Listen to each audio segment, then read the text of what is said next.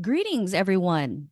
Welcome to A Step Towards a Decolonial Future, the promises and challenges of reciprocal and reparative archival actions featuring Dr. Ricardo L. Punzalan.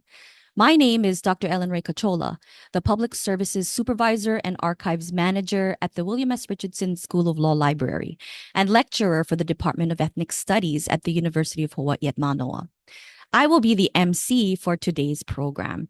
First, some housekeeping. This talk is being recorded, so please keep your microphones muted so that there are no interruptions and that people can hear the speaker. Our program will begin with Dr. Punsalan providing comments for the first 30 minutes, and then we'll move on to the Q&A section in the later 30 minutes.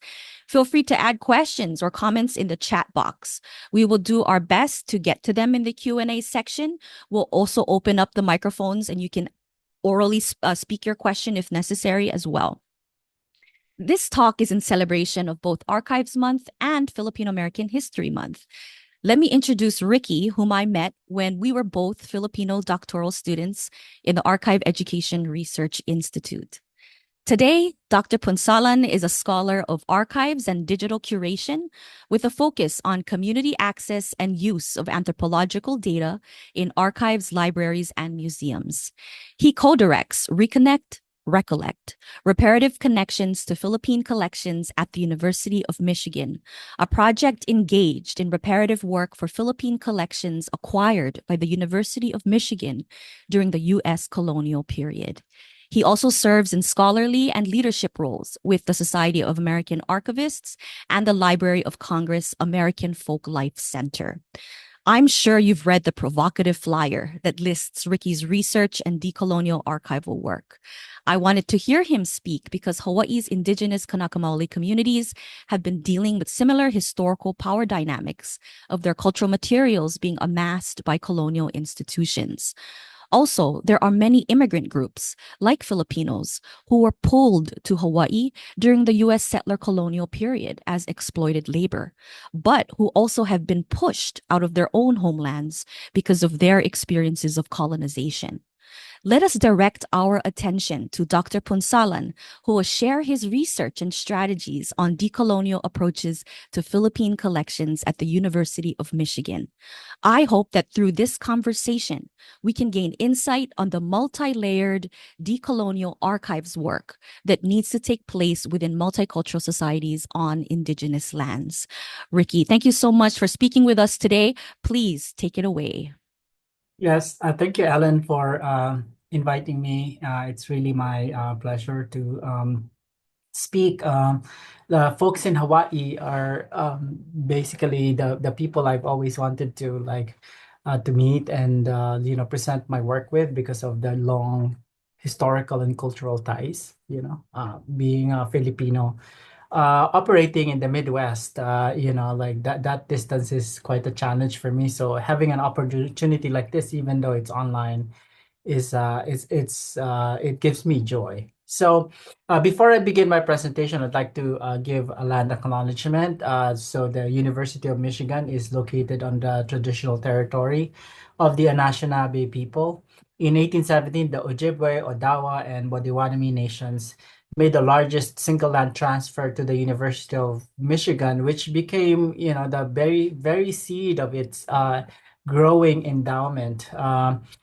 This land transfer was offered ceremonially as a gift through the Treaty of the Foot of the Rapids, so that their children could be educated, which is an agreement and a promise that still that still has to be demonstrated by the university in terms of keeping that promise. But nevertheless, I would say that I give this acknowledgement to give contemporary and ancestral ties of the Anishinaabe people to the land and their contributions to the university. And I'd like to say that, by saying this, my commitment to renew and reaffirm these ties as well. Another important aspect to, colonial history of this university is that the Philippine collection and the university's long standing of doing research in the Philippines also made it one of the largest collectors of Philippine and Filipino materials. In fact, one of the reasons why our Department of Anthropology in this university was created, it's because of the accumulation of Philippine artifacts that's been amassed from the Philippines, and which signals to me that the long-standing historical roots of these relationships basically advance this university towards its current and contemporary status as a university. So I always like to show this photograph when I'm presenting, because I tell people that this is part of archival work. I was actually doing archival labor when I was presenting here. This is a photo taken at a ceremony in outside the Bontoc Museum last year. I led a group of scholars from the university, faculty in the teaching, and also faculty in the libraries, archives, and museums of this university, giving returning copies of materials pertaining to the region that we managed to identify through participation and collaboration with scholars from the Philippines, and also Indigenous Filipino cultural bearers that I will show their images later. To let community members know that we have these materials from over 100 years ago that pertain to their culture. Today I have an idea of expanding on we call this work reparative work, and also uh, reparative stewardship. But what do these words mean, and what constitutes repair? From the get-go, when we started this project at the university, and we were having a discussion on how we might proceed and the way we can frame the value and the steps to take when it comes to this project, we said that it has to come from a perspective of repairing, building relationships when those relationships do not exist, or also fixing them when they are broken. And also I said, the perspective of repair also assumes that you acknowledge that there was some kind of harm, or something that needs to be repaired. Otherwise, I said, if we cannot admit that we did harm, then the whole idea of repairing relationships or creating relationships, particularly when it pertains to materials that's been amassed through colonial practices of collecting, we can never, proceed beyond, like the conversation. I said, we need to really look at, how repair could be an umbrella to frame the work that we are doing. So I'd like to talk about, I cannot talk about all of the steps that or the projects that we've undertaken under the Reconnect Recollect, but I can highlight some of the work that we've done that hopefully would showcase how we've animated some of these concepts as we try and proceed and understand, our relationship with this university and the relationship of Philippine collections of this university to Filipinos in the Philippines and Filipinos in the diaspora. So, as I said, there's a long-standing connection between the Philippines and this university. The early documentation would say that it started in the Philippine expedition of 1887 by Steer, and well, this is a photo of the second expedition. So the first expedition also happened, which brought uh, natural history academics to the Philippines. This is even before we became a colony. And from those early stages of collecting, we have this visualization to give people an idea of how much materials we have from the Philippines. So we have materials are scattered across 8 institutions in this university. We have over 2,000 ethnographic objects, over 300 manuscript collections. These are not pieces or pages, but collections that would bear Philippine materials in them. We have mammals, materials in the herbarium, and birds and historical photographs, so forth and so on. So just to give you an idea of the extent of historical materials and cultural materials and natural history materials we have in this university. And yet, we lack real and tangible and long-standing engagement, with source communities where these materials came from. So we said, let's see if we could look at reparative work from the perspectives of like what's reparative work in terms of scholarship with these items, and what are the reparative connections to communities that we could build or engage in, and how do we engage in reparative curation. So these were the three pillars of the project that we decided to do. By the way, I forgot to mention that my co-director in this project is Professor Deirdre de la Cruz from Asian languages and cultures, and also history, also a Filipino scholar in this university. So the two of us led this project together.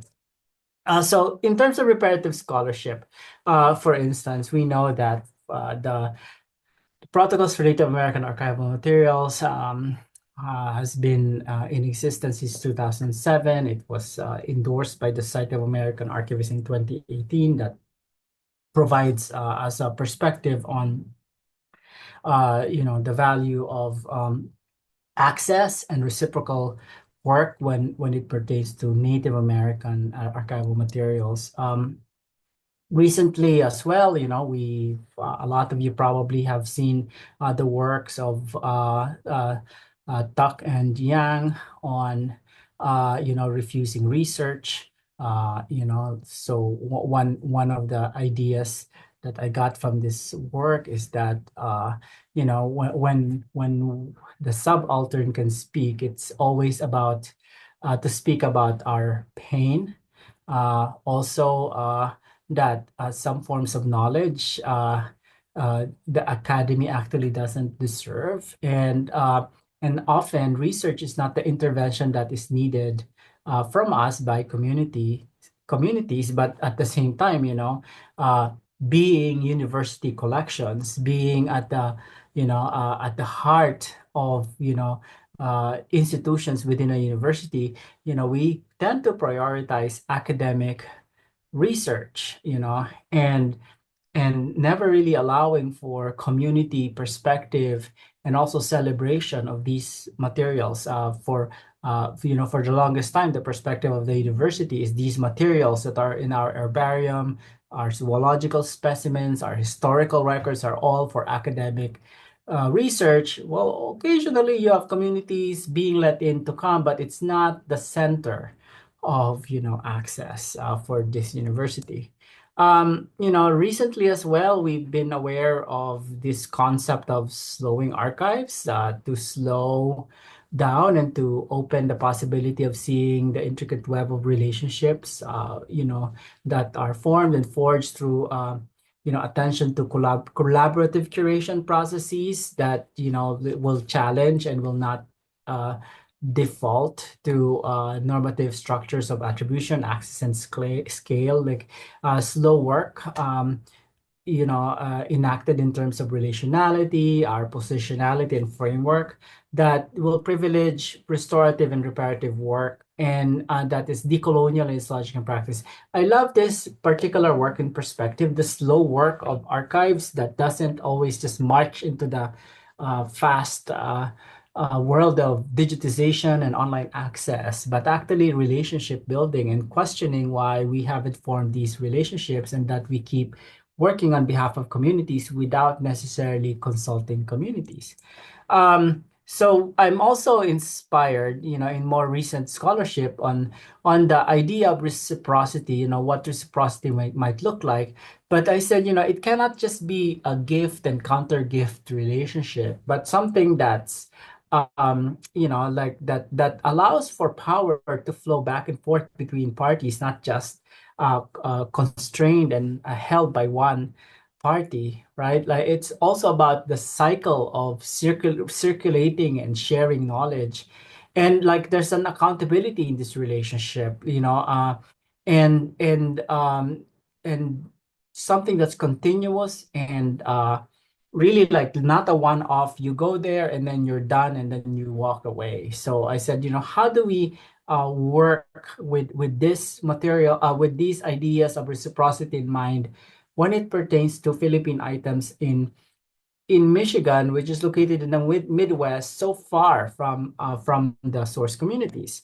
So the other perspective that I'd like to highlight here is the like relational research, right?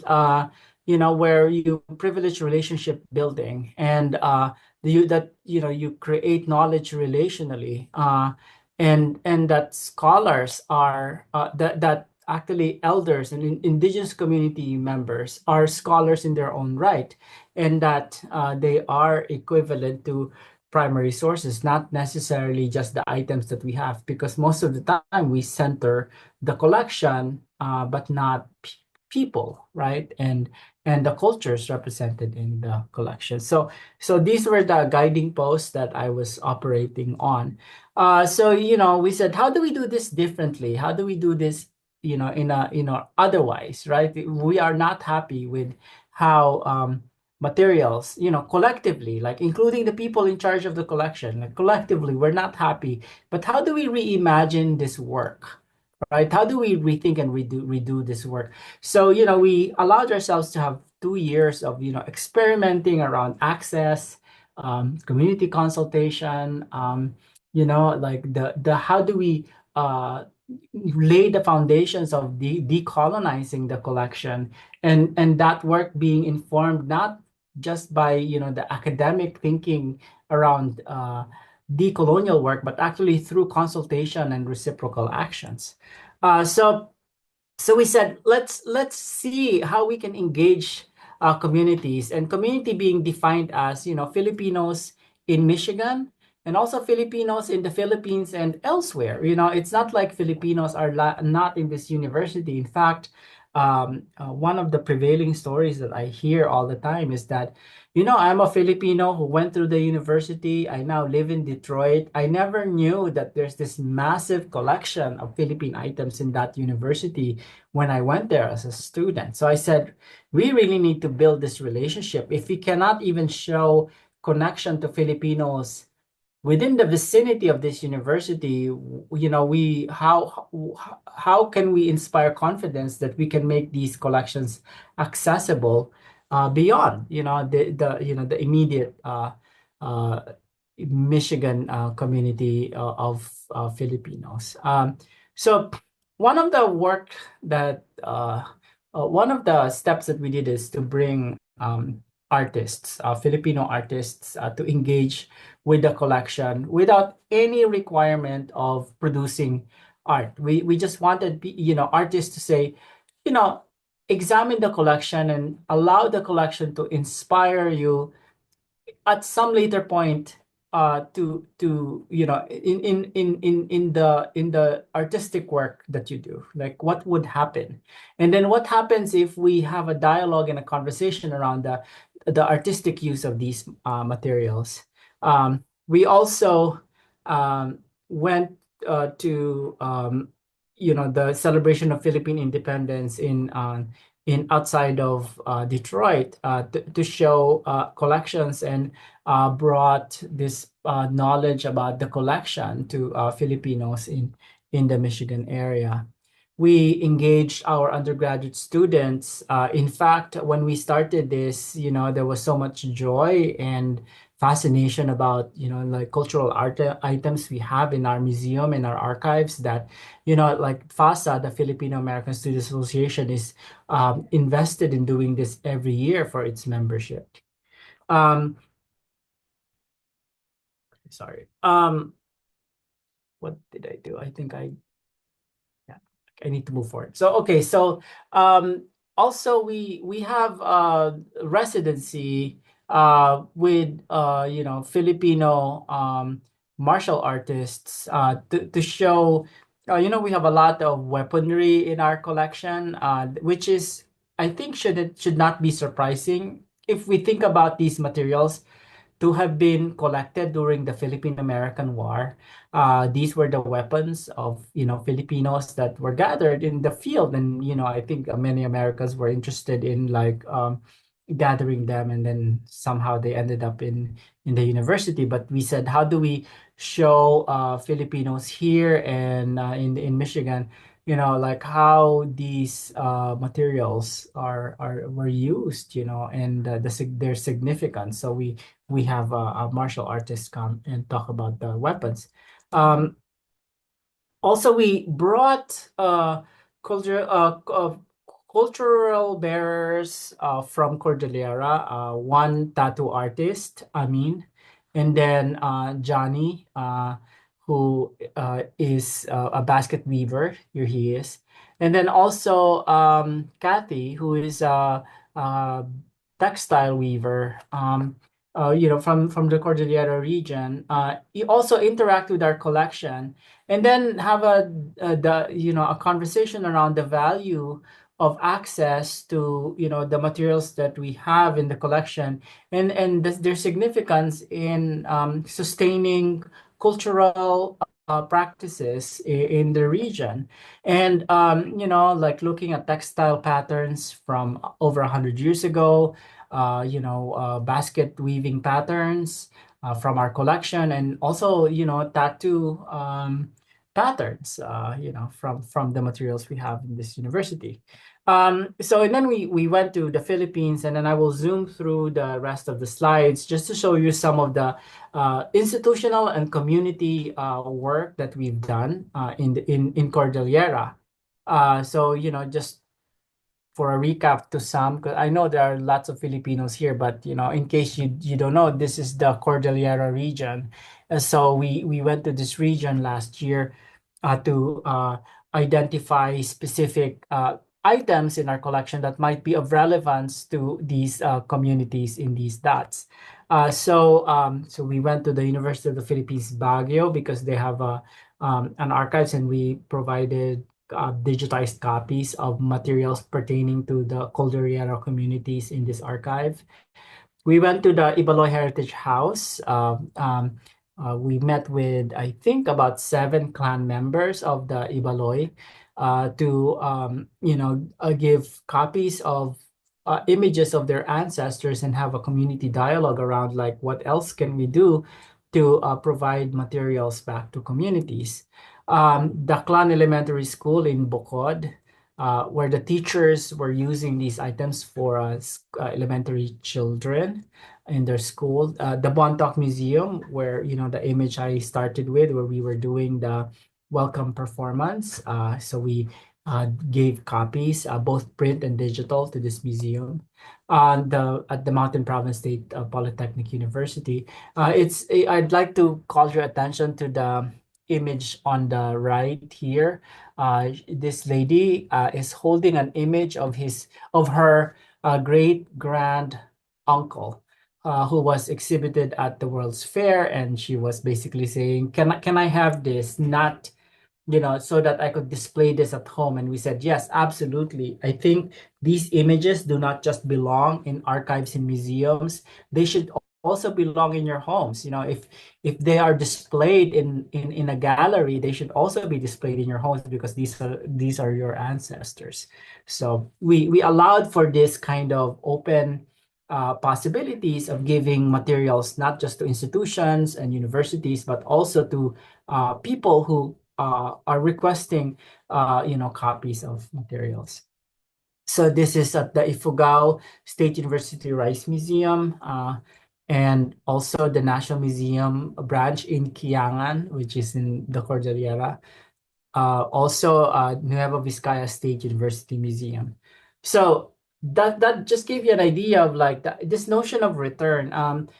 Perhaps later we can ask in the Q&A, why are we giving copies and not returning original items? I have a response to that, but I'd be really interested to hear your thoughts on like this idea of returning copies but not original items later in the question and open forum of this presentation. But in terms of reparative curation, typically when you go to the university and request access to materials in the museum, the collections manager will send you a spreadsheet that looks like this. And from the get-go, we already said in a conversation, I don't think anyone should encounter their first encounter of their cultural heritage is a spreadsheet like this. There must be a better way of telling people what we have in this university. So that inspired us to proceed with like what are the ways that we can tell people that we have these items here. That's not just something that even a seasoned scholar or researcher will not be attracted to if they're given a list that looks like this, right? So, but most of the time, imagine community members and encounter when they ask about the materials in our respective collections would encounter them in this manner. So we said, we need to really do an inventory of the collection and know the materials that are unprocessed, that are hidden, and then what's the harm that like hiding these materials and making them inaccessible to community at all level. What's the harm, and then what's the ethical and respectful stewardship of human remains on campus that that are still here, and also pursuing like reparative description to fix our finding aids and catalogs and databases. So some of you are perhaps archivists, and you know that already that we are the field is rethinking its finding aid, looking at remediating the data in our finding aid that are that exclude, that silence, that harm or mischaracterize marginalized people. And so, we have examples actually in the field that's been done on this. For instance, at Yale, they've done Power of Words handbook on identifying euphemism and offensive terminologies in finding aids pertaining to incarcerated Japanese Americans. The Archives for Black Lives in Philadelphia also has some resources. But for us, we said, what's important for Philippine collection, that the remediation that we need to do is how do we decenter the colonial origins of this collection and give equal representation and attribution to Filipino source communities? Because now at least in archives and even in our museum collections, the only way often to find our collections is by knowing the colonizer who collected in the space, right? But most of the time, communities, when they come, they want to look for items from their community, not the white person who came and collected in the community. So, and then what are the harmful languages that we should probably rethink and also avoid in our finding aid and our databases? And so, and also like working on rereading and changing our guides. So like I'll give you an example of some of the celebratory language we have of colonialism in our finding aid. This is from a real finding aid. It says Worcester began to think of the exciting prospect of the Philippines as an American colony, words like that. And then Worcester wrote a very successful book, and then calling the Philippine American War as Philippine insurgency, for instance, and then calling the U.S. presence as benevolent assimilation. So these are the kinds of words that we were saying, we need to rethink how we use this in our finding aid, and how can we better represent the collection without being necessarily celebratory of the colonial engagement of these Michigan of academics and alumni and administrators that went to the Philippines. Um, I would say, in closing, a quote from this book, Decolonial Archival Futures. Archivists, the archives profession, and the archival organizations have work to do. Decentering colonial archival practices will require a lot of active engagement, difficult conversations, meaningful partnerships, and change. The archives profession must prioritize relationship building.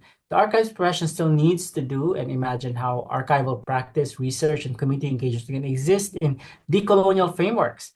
Archives and archival practice can have imagined future beyond uses of the um, colonial state.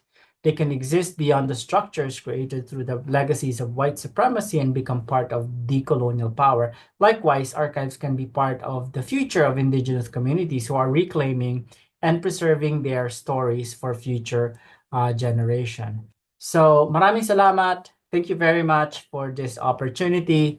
As I said, this is an overview of what we've done. I'd be happy to answer questions that you might have, or to expand on some of the ideas that, probably perhaps because of my rush, I've poorly articulated or under articulated.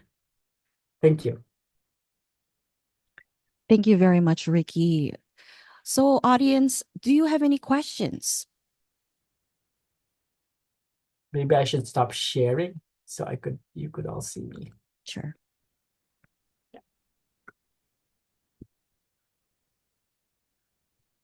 Is that a clapping hand or a raised hand, Kate? Oh. Jade Alburo, go ahead. You want to unmute or write in the chat box? I remember Jade. UCLA, I think. Hi. So, Hello. what, I guess I have a lot of questions. So, first question is, what was the reaction of the university to this project of yours? And what have been the reactions in your trying to create relationships with the communities? Okay, that's a good question. I will not totalize the university and say this is the reaction of the entire university, but there are pockets in the university where this is welcomed, particularly administrators of museums, the Bentley Historical Library, the Special Collections Library, also folks from the Clements Library, which is not part of our initial project, but so we have a project in this university called Inclusive History Project, which aims to fund projects that will reckon with the history of this university, particularly colonial legacies and other harmful legacies that would squarely look at the complicity of this university in some of the problems that we have in our respective communities. And so, that particular effort of the university has welcomed our project. In fact, they said, this is the kind of project that we want support. How can we be more supportive and provide more, funding and support so that, you get to continue this work, of course, I will say we still have a lot of work to do to showcase this work beyond people who are paying attention, because majority of the people in the university, they are not paying attention, right? For instance, but what's important here is that this is led by a team of librarians, archivists, and museum workers, tenured faculty, and then working with community members. So that is showing some kind of like, okay, if you want to imagine a future like that we want, that the university could be doing more of, this is the kind of work. So we are being showcased as like an ideal project to do. But that said, I'm still um, desiring of a more community engagement, greater support, to do this work, and not just because I'm leading it, but also just the institutions, if they want to do it, the librarians at the Bentley, or the curators at the museum, if they want to do this work, even if it doesn't involve us, I want this work to be supported, because that means we've normalized the work. So far from, the indicators that I've seen, and by talking to people and administrators of this university, this is something that everybody is feeling like this is something that we welcome, and we love to see more of this.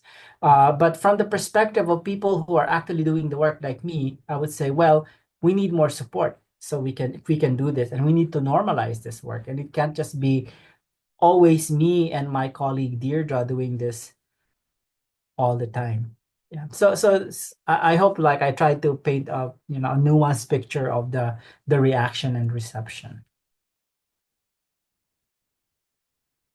Did I think you have two questions? Did I answer them both? Oh, the second one was the reaction with the communities that you were trying to Okay, so create yeah, relationships with. yeah. So for the communities, it's so interesting, right? So it depends on the community, I guess, and it depends on the kind of uh, institution that we've visited. Universities, they welcome the donation of copies of materials.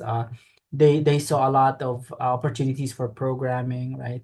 But at the same time, we know that in some conversations with the community, people are excited to have like more access to the collection, but most of the time we encounter like uneven or sometimes lack of infrastructure to make this happen, right? So one way that we fix this is, for instance, we should really print the photographs, because people would want copies of the photos in an elementary school where there's only one computer for the entire school. Giving people digital copies is not gonna work, right? So we need something. So in some community encounters we have, there's a lot actually of joy and celebration around returning items. There was there's less conversation about, like, why are you only giving us copies? We want the original, right? It's more like this idea of access to photographs and documents, and being able to see them, and then being told that, yeah, you're free to take them home and do whatever you want, and if you want more, you can ask the archivist at University of Philippines Baguio for more copies, because we deposited the digital items that we all also where these prints were from, so that kind of so there's a lot of excitement, but also um it's not always the case that when we enter we have a conversation around decolonial work or academic conversation, but it's just not the what the community is ready to discuss with us. Thank you, Ricky. There's a bunch of questions in the chat. Do you see them? Do you want to choose one to answer? We can go. I came a bit late. The range of collections you have coming from Mindanao. Oh yeah, there's a lot from Mindanao. I cannot identify the materials, but I will be able to. Give me until July, because in fact, so one thing that I failed to mention in this presentation is last year we went to the Cordillera region, right? Last year we went to Cebu and Bohol and gave copies to of materials that pertains to the Visayas there. Next year we will go to Mindanao, and and that will trigger like an assessment of what are the materials that we could identify as belonging to communities in Mindanao, and what's the range of the materials that we could provide. So doing that, so from the top of my head, I cannot give you like exact number, but we have sizable number of items from Mindanao, and that's true. Yeah, so from textile to weaponry, so forth and so on. Sorry, I don't have the numbers yet, but I will be better at giving the number for Mindanao by July next year, because we are working on preparing a listing of items by region of Mindanao. Because we're thinking of going to Zamboanga, Davao, uh, Bukidnon, and Cotabato. Great. So the second question here is from Gabby Mangasser. Maraming salamat and nagyaman unay for your talk, Ricky. We briefly met when you came to the UW in Seattle this past spring. As someone who works in a museum that is host to many Philippine collections, we've been investing a lot of time and support towards engaging both the local and global Philippine and Phil-Am community. Many of us have been working towards getting more support and funding towards this project we're passionate about. With these engagements in the museum with community members, did you or any other staff run into issues with sustaining the work alongside day-to-day work as more and more of the community learns about the collections? Especially as a professor, as an archivist, or as a collections manager with the everyday work of teaching, did you ever run into barriers with physical staff support, and how did your team work through this? Looking forward to more. Yeah, I mean, I will say, yeah, it's a little bit intense and demanding. Um, Most of the time, for instance, Jim Moss, one of the collections manager at the University of Michigan Museum of Anthropological Archaeology, and he is the guy we brought to the Philippines with us, and he's been involved in the Reconnect project from the get-go. He tells me that if you could graph the research demand and inquiry that they got uh, when it comes to the Philippine collection, and in comparison with other items that they have, there's like an increase inquiry, including offers of donation to since we started this project. So, you can look at this in two ways. One is like, oh, this is overwhelming because the work of repair has given us more work. But it also is something that is really interesting in terms of like now people come and do research and request access to the collection, which when we started this work, this is what we wanted to happen in the first place, awareness. And so for instance, I will tell you, like in just the past week, I've gotten two inquiries from two different filmmakers wanting to come and film the collection for their respective film projects. So yeah, it's overwhelming, it's a lot of work, but I cannot speak on behalf of my colleagues and partners in this project, but this is the kind of busy work that I'm interested in doing, and otherwise I wouldn't sign up and volunteer to do this work. I care so much about this work, and I know that most of the time to get work like this done, you have to do some of the extra work. So yeah, we've had conversation around this is overwhelming. So our strategy to make this more sustainable is to basically say, hey, we have to start sharing the burden of doing this work with other colleagues. So now, in our project of going to Mindanao, we are actually collaborating with another faculty member who is also Filipino in the Department of Anthropology to work with us because her research area is in Mindanao. Basically, a younger academic investing, like this kind of relationship with them so that, like they could do the work with us too. So, sharing burden and collaborating with people, and also um, letting like the administration of museums and archives know that this cannot just be volunteer work. This needs to be the work, and this needs to be recognized as work. So one impact we have is, for instance, the Bentley Historical Library will be searching for community archivist, community liaison within its staff. It starts with one person, but before our project, this was not even a possibility. This was zero interest. So, things like this. Also, like offering potential funding opportunities for community members to come to the university and do the research. We're doing talks like this, but then again, offering possibilities like this means that it's more work for us um, um, to administer a kind of fellowship, welcome people in the university and all that. But then again, we've always been busy. We've always been overwhelmed with the amount of work that we do. I do think that we often, for me, you have to quote unquote curate the kind of busy work that you want to do. And for us, this is what's bringing us a lot of impact in terms of community impacts, and also a lot of joy in meeting with people. Because again, the history of this university's collection has always been, we've accumulated these materials as research collections, and we want researchers to access them.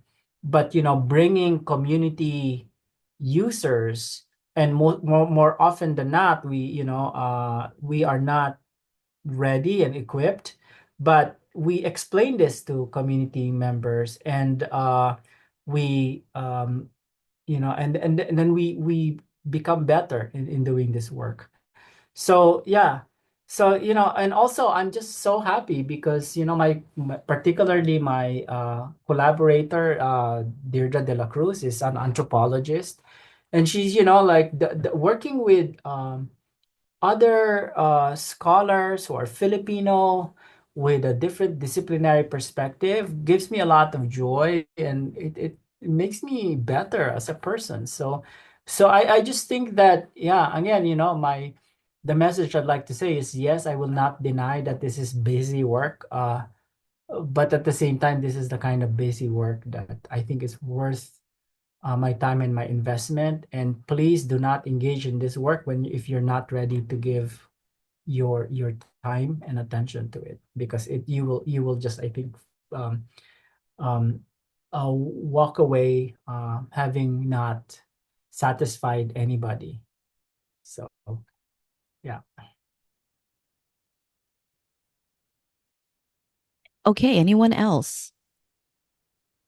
It seems like bringing in the community gives the observed the opportunity to view the observer, and the historical record controlled by the observer in many cases. And this is from Sunny. Yeah. Yes, thank you for this comment. It's not just it seems, we know for a fact that this is the case. Um, um, in fact, it makes the work better.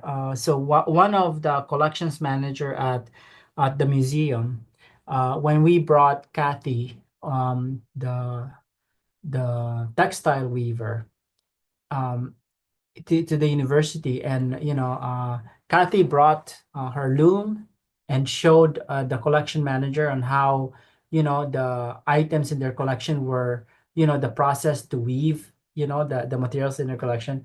The Andrea, the collection manager, told us that it really made my work better in terms of describing the items, how I could display them, the ways that we can, down to the level of the appropriate way to put them in storage, right? So there's when we again, coming from this perspective that community members are scholars in their own right of the materials about them, right? So there's a whole lot of ideas that they can share to people stewarding this collection. Now, the case of Philippine items in this university is really interesting because, in the sense that there really is not like a consolidated, like heavy lobbying and demand to return these items. In fact, some community members will say, "I'm happy that they're there. Use them to educate your children. Use them to educate Filipino Americans." I have a cousin in Michigan. You can call my cousin and ask what to do if you cannot, you don't know the terminologies to use to describe some of the weaving patterns that we have. And, so there's that work, right? Like by bringing community members, even though these materials were taken from, through colonial academic enterprise, there's a way that people, community members are seeing to make this more accessible and useful for everyone. Okay, this is a question. Has there been any attempt or project to do some sustained meaning-making scholarship with these collections, particularly with the decolonial lens? Dennis, I may need to ask you what you mean by meaning-making scholarship. Hi, good morning. Basically, I'm interested in some kind of a analysis, maybe of these materials, like being able to do some kind of research of like provenance. What do they mean? The context, especially the history of how these collections came to be in the museum, and the stories associated with these materials, and what do they mean to the communities where they were taken from. So that kind of history making, at the same time, what meaning do they have? Their potential for educating people today. Like, has there been a conscious attempt to really elucidate what can these materials teach us today using a decolonial lens? So that kind of approach to these materials, if there are any. Thank you. Yeah. So, like my example earlier of bringing cultural bearers, the tattoo artist, the basket weaver, and the textile weaver. So when we brought them, what they did is like look at the items in the collection and have a conversation with us and people who are managing the collection, to demonstrate like the weaving patterns and what they mean, and how some patterns were basically, oh, um, we didn't know that from that region they also use that pattern. Now we know, and we can have this more conversation. But again, like my examples of three, I would say, is fairly limited. What we want to do is more of that kind of conversation, and dialogue and learning from community members. So when we brought Tuhon Mel, who is a martial artist from the Philippines, and then he started showing us how to hold some of the weaponry and how they may have been used in the field. Like that gave us some idea of like, oh my gosh, like it animated the collection in a way that showed us basically like that these items became more or less like alive, when you see them being used in that respect. So again, I will admit, Dennis, it's very limited, but we engage in some of those steps. And my answer to you is like, we need more of this. And there's probably a whole lot of other, ethno-linguistic groups that are not represented in this kind of engagement that we've done. So my hope is that in the future I can show you more examples. But thank you for that question. Is that it's very good. Thank you. Keel, do you have any comments? Yes, thank you so much, Professor Ricky, for the talk. I think you've really tackled the important issues that scholars face in archival access. And just to give you a bit of background, I am a history major from the Philippines, and I did my BA in History at the University of the Philippines, Diliman, and now I am pursuing my PhD in History in Linnaeus University in Sweden. And from this perspective, I would like to bring up the issue of scholars from the Philippines needing to go to institutions in the global north in order to have access to these colonial archives. And it's been a really difficult journey as well. Like whenever I talk about this, I say like it's like being a cockroach in the system where you have to go through many things. Like for instance, being able to secure a scholarship to move abroad, and also the visa issues. It even got more complicated with the global pandemic, because I was actually supposed to go to the US in 2020, and having to go through all of those levels already, and then the pandemic came. So it's really a complicated issue, and it shouldn't be, because I mean, history scholars from the Philippines should be able to easily access materials pertaining to our history. So my question is, how can we, or what are the steps that we can take in order to reduce the barriers faced by scholars in the Philippines, particularly history researchers from the Philippines? That's all. Yeah, Thank you. thank you for that question. I think it's a good one. I would say, your um you are highlighting one issue that we have, like, in terms of like access. The ideal situation for me is that there has to be access to this collection for people in the Philippines. Now, for archival collection, like, I will kind of bracket the museum collection because these are objects. But for archival collections, I do think that, if we could have a conversation around, like, what are the priorities for digitization that would, be really useful for Filipino scholars, so they don't have to fly to the US, and then, that they have copies of these materials in our local institutions, like the National Library, the National Archives, the university institutions that might have, like a good a case in point, I would say, is like, for instance, the Quezon Papers. The Quezon Papers, for some of you who may not know the history, Manuel Quezon was the Commonwealth president and of the Philippines, and he was, the president when we became towards our in when, that lobbied for Philippine independence. So his papers are naturally very important, and so, the Quezon Papers, the original are at the National Library of the Philippines, and then they've been microfilmed. And then there's a set of microfilm reels of the Quezon Papers copies, basically, at the Bentley Historical Library. Many Filipinos would come to Michigan, to Bentley Library, to access the microfilm at the Bentley Library, claiming that they have a hard time accessing the microfilm at the National Library of the Philippines, and also, if it's available at all, then they can't. There's a hard people have a hard time accessing the original because they're already very brittle and in a bad condition given the climate, right?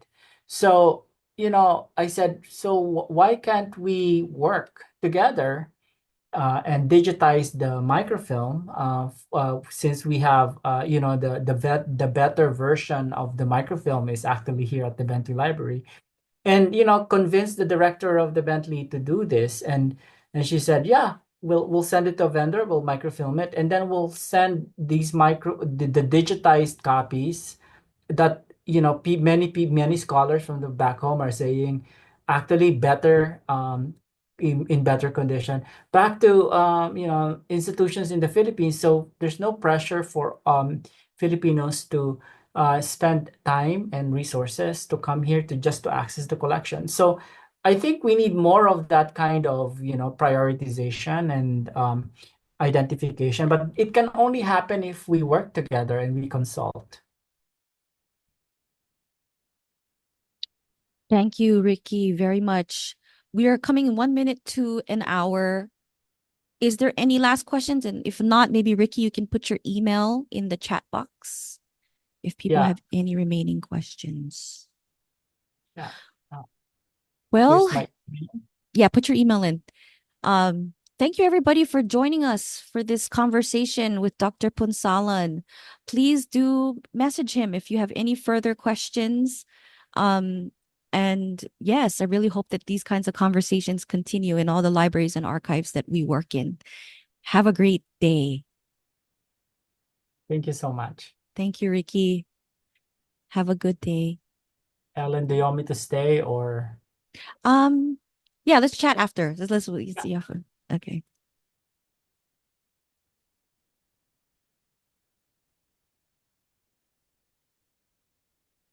Oh, cool. From FSM, Federated States of Micronesia. Well, Can I ask a quick question before we leave? go ahead. Oh, hi. This is George Villanueva. I'm at Texas A&M. I'm just curious. I'm going to be going to Manila this summer for just some field research. But I'm just curious. Are there a listing of like archives in Spain that have Philippine kind of material and archives? Oh, yeah, that's a good question. Not really a scholar of Spanish archives, but so you want like a kind of like which Filipino materials in which institution in Spain? That kind of like Yeah, almost like. even if there's like a key, like one or two, like to potentially visit where I can just look for like Manila stuff on Manila. Yeah, well, the one that I would say is like in Seville, the colonial archives there, of the former colonies. But the best person to ask is I don't know if you heard his name is Ambet Ocampo.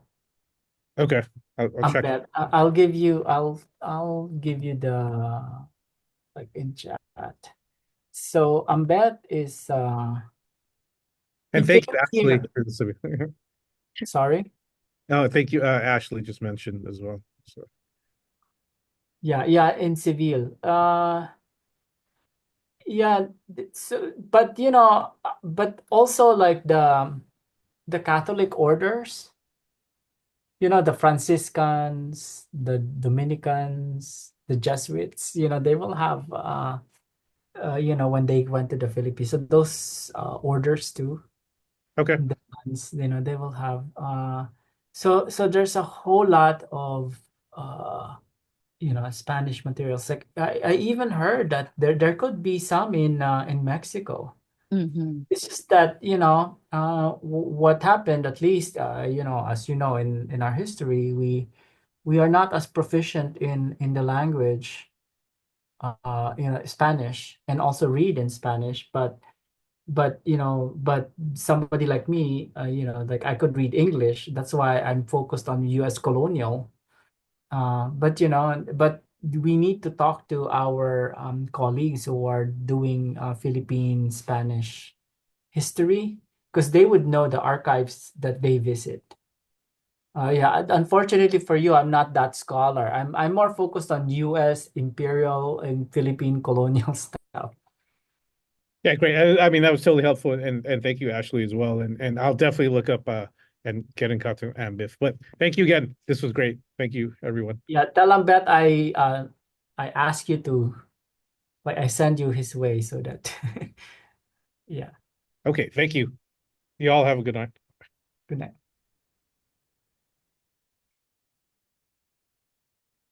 Thanks, Ashley.